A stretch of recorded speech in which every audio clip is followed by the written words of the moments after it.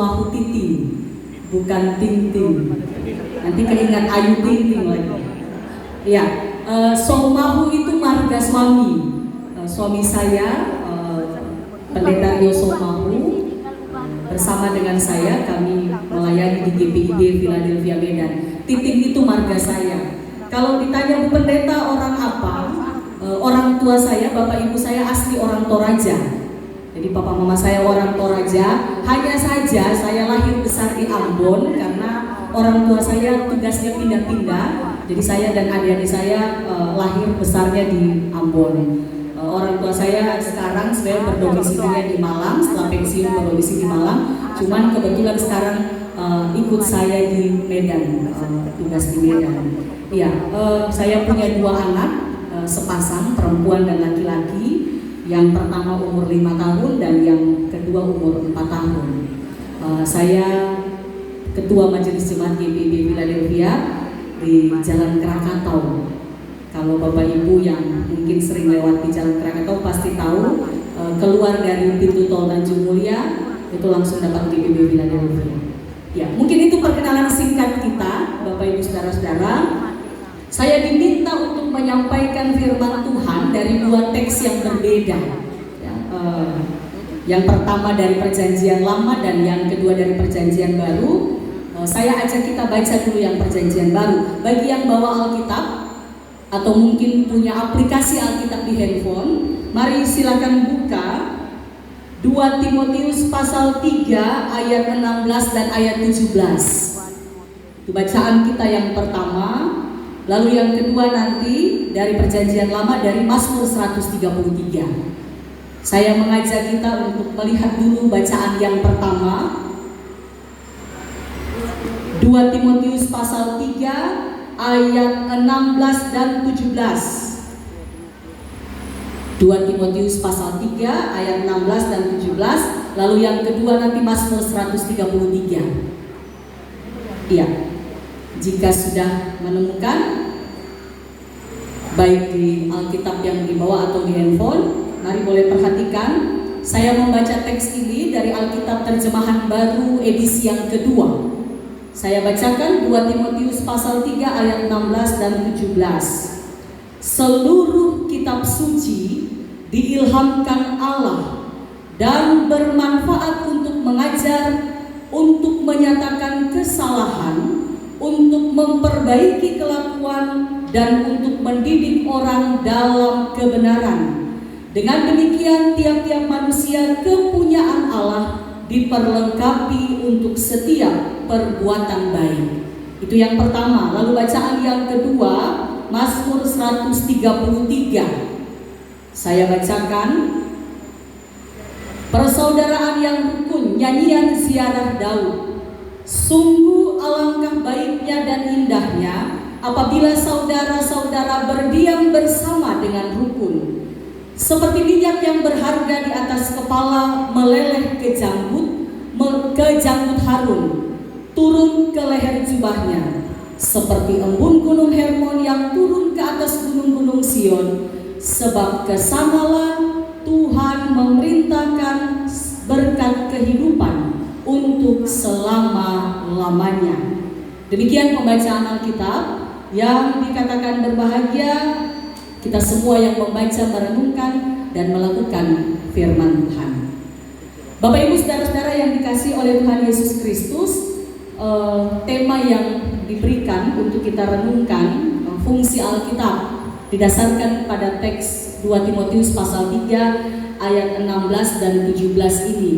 Saya mengajak Bapak Ibu saudara-saudara supaya kita bisa memahami 2 Timotius pasal 3 ayat 16 dan 17 ini. Saya ajak kita lihat dulu ayat 15-nya. Ayat 15. Ayat 15 tertulis demikian. Ingatlah juga bahwa sejak kecil engkau sudah mengenal kitab suci yang dapat memberi hikmat kepadamu dan menuntun engkau kepada keselamatan melalui iman kepada Yesus Kristus. Bapak Ibu saudara-saudara, dari ayat 15 ini kita dapatkan informasi Paulus menyampaikan kepada Timotius, anak rohaninya, bahwa sungguh sangat penting keberadaan kitab suci. Karena itu dipakai, sudah sejak kecil engkau mengenal kitab suci. Itu berarti dari ayat ini kita dapatkan informasi bahwa Timotius ini sejak kecil sudah menerima, sudah menikmati pendidikan yang baik dari kitab suci. Pertanyaannya, siapakah yang mendidik Timotius untuk mengenal kitab suci sejak kecil? Tentu ada yang mengajarkan kepada Timotius. Ibu bapak saudara-saudara, perhatikan teks bacaan kita. Ternyata pendidik Timotius yang disebutkan dalam teks bacaan kita bukan seseorang, ini menurut teks bacaan kita ya, tetapi sesuatu. Jadi ternyata pendidik Timotius bukan seseorang, melainkan sesuatu. Tertulis pada ayat 15 yang dibacakan tadi, pendidik Timotius adalah kitab suci. Ia dididik berdasarkan ajaran kitab suci. Ayat 15 ini diterjemahkan dari kata Yunani yang berbentuk jamak, hierogramata.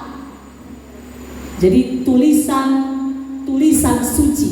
Jadi kitab suci ini kalau diterjemahkan dari kata Yunaninya hierogramata, tulisan-tulisan suci. Jadi Timotius sejak kecil sudah mengenal, sudah belajar, sudah dididik oleh tulisan-tulisan suci. Ibu bapak saudara-saudara, apakah yang dimaksud dengan tulisan-tulisan suci ini pada ayat 15? Kalau kita mengatakan bahwa berarti pada zaman Timotius ini sudah ada Alkitab, tidak juga. Pada zaman itu belum ada Alkitab. Penulisan Alkitab belum dilakukan Bapak Ibu. Masih penulisan surat-surat maupun kitab-kitab yang belum berbentuk seperti yang ada pada saya dan Bapak Ibu sekarang. Jadi tulisan-tulisan suci itu belum berbentuk Alkitab seperti sekarang. Jadi pertanyaannya, tulisan-tulisan suci yang mana yang dibaca, yang dipelajari oleh Timotius? Ternyata tulisan-tulisan suci ini adalah tulisan-tulisan dari orang-orang yang memiliki pengalaman iman, pengalaman hidup, dan dituntun oleh Roh Kudus. Ini catatan pentingnya, dituntun oleh Roh Kudus, sehingga isi tulisan itu, itulah yang kita baca dalam ayat 6 dan ayat 17. Isi tulisan itu punya manfaat yang besar, atau memberikan manfaat yang besar bagi orang yang membacanya. Perhatikan bacaan kita. Seluruh kitab suci diilhamkan Allah dan bermanfaat untuk mengajar, untuk menyatakan kesalahan, untuk memperbaiki kelakuan, dan untuk mendidik orang dalam kebenaran.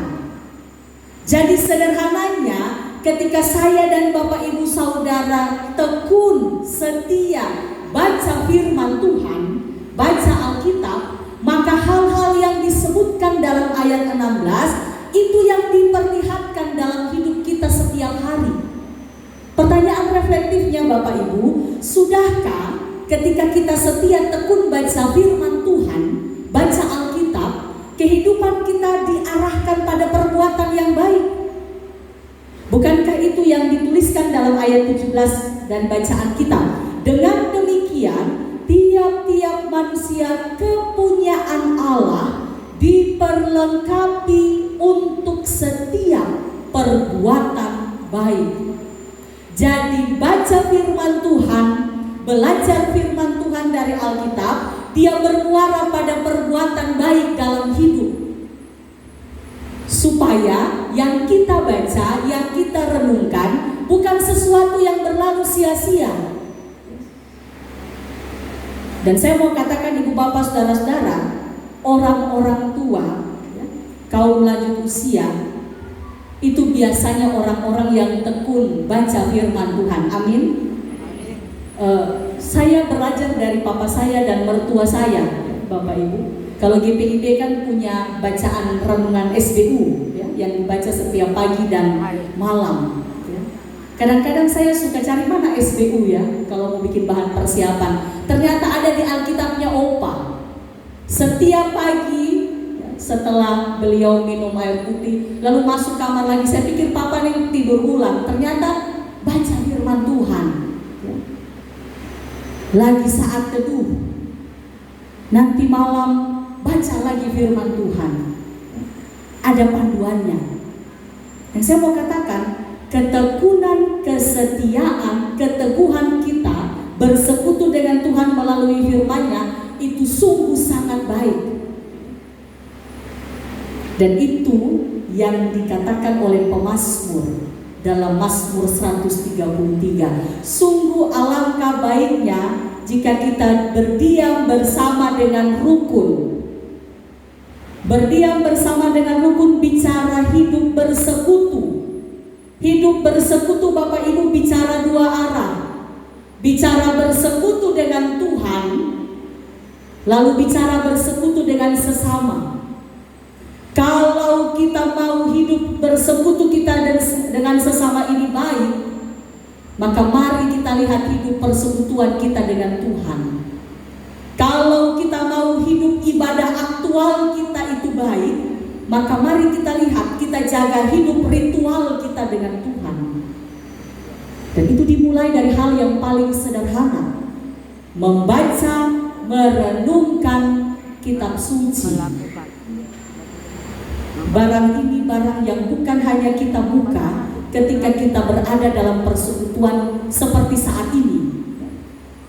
Tadi kalau saya tidak keliru, sempat disampaikan oleh Pak Tarigan, oma opa opung yang hadir di sini bukan 4 kali lagi ibadah dalam 1 minggu, bisa 8 kali. Ya. Berarti paling tidak 8 kali buka Alkitab. Kalau tambah di rumah 1 hari 2 kali pagi dan sore, sudah belasan kali. Maka saya kira pertanyaan sederhananya, ya, sesuai dengan teks bacaan kita pagi ini, apakah kesetiaan dan keteguhan kita membaca kitab suci itu bermuara pada perbuatan baik, perbuatan yang sesuai dengan firman Tuhan, sehingga Alkitab ini dia benar-benar berada pada fungsi sesuai yang firman Tuhan katakan dalam bacaan kita tadi.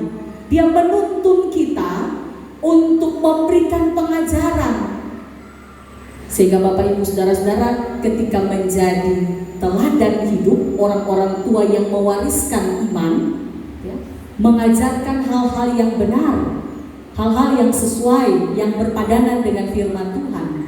Lalu dia menyatakan kesalahan. Artinya Bapak Ibu kita tahu bahwa oh ini sesuatu yang tidak Tuhan kehendaki, berarti tidak saya lakukan. Ini sesuatu yang Tuhan kehendaki, berarti ini yang saya lakukan. Lalu kemudian dia juga mendidik orang hidup dalam kebenaran. Kalau firman Tuhan bersabda bahwa saya dipakai untuk jadi berkat bagi orang lain, maka mari lakukan itu. Itulah hidup yang bermuara pada perbuatan baik yang Tuhan kehendaki. Bapak Ibu Saudara-saudara, sesuai dengan apa yang kita baca dalam Mazmur 133, tadi saya katakan bahwa dua teks ini punya konteks yang berbeda. Kalau 2 Timotius kita baca dalam kerangka sebuah pengajaran nasihat dari orang tua kepada anak, dari Paulus kepada Timotius. Maka Mazmur 133 ini kalau Bapak Ibu baca teksnya, Mazmur 133 ini nyanyian ziarah. Nyanyian ziarah yang dikumandangkan oleh umat ketika mereka hadir di bait Allah pada perayaan, ya, pada perayaan hari besar. Ada 3 perayaan hari besar agama Yahudi atau orang Yahudi.